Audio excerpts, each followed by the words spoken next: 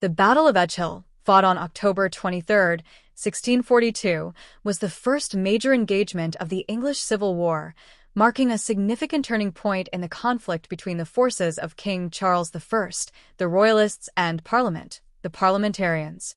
The battle took place near Edgehill, Warwickshire, and although it was tactically indecisive, it set the stage for the brutal and prolonged war that followed. The lead-up to the battle.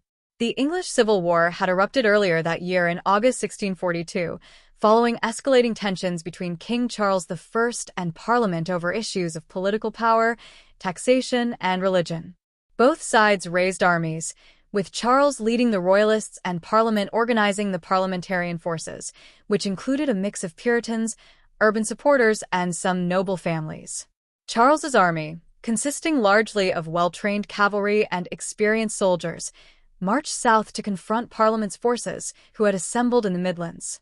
The Royalist army sought to seize control of London, the political heart of England, while Parliament's forces aimed to stop Charles and protect the capital.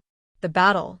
The two armies met at Edgehill, where both sides positioned their forces on the high ground, with the Royalists occupying a ridge and the Parliamentarians positioned below. The battle began with a series of skirmishes, primarily between the cavalry, as both sides tried to gain control of key positions.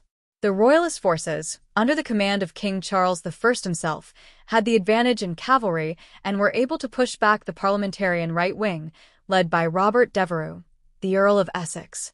However, the Parliamentarian infantry, under the leadership of Sir Thomas Fairfax and other commanders, held their ground, and the battle became a chaotic, close-quarters engagement.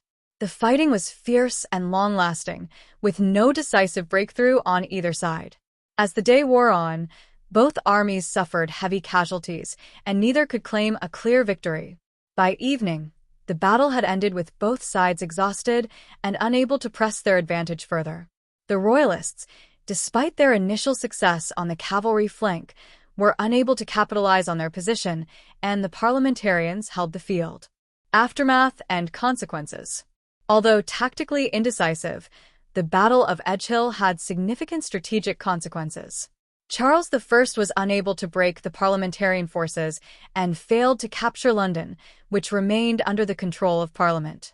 This loss meant that both sides would have to regroup and prepare for a protracted conflict. The battle also exposed weaknesses in both armies. The Royalists, despite their cavalry superiority, lacked sufficient infantry support, while the Parliamentarians struggled to organize their forces cohesively. The war would continue to be marked by battles, sieges, and shifting allegiances over the next several years, leading to a long and bloody conflict. Legacy. The Battle of Edgehill is often viewed as a symbol of the stalemate that would characterize much of the English Civil War. While neither side achieved a clear victory, it set the stage for the intense struggles that would follow. The conflict would ultimately lead to the trial and execution of King Charles I, the abolition of the monarchy, and the rise of Oliver Cromwell and the Commonwealth. Despite its indecisiveness, Edgehill remains a pivotal moment in English history, representing the beginning of a war that would fundamentally change the political landscape of England. The battle demonstrated the growing strength of Parliament, while highlighting the challenges faced by King Charles I in his fight to retain absolute power.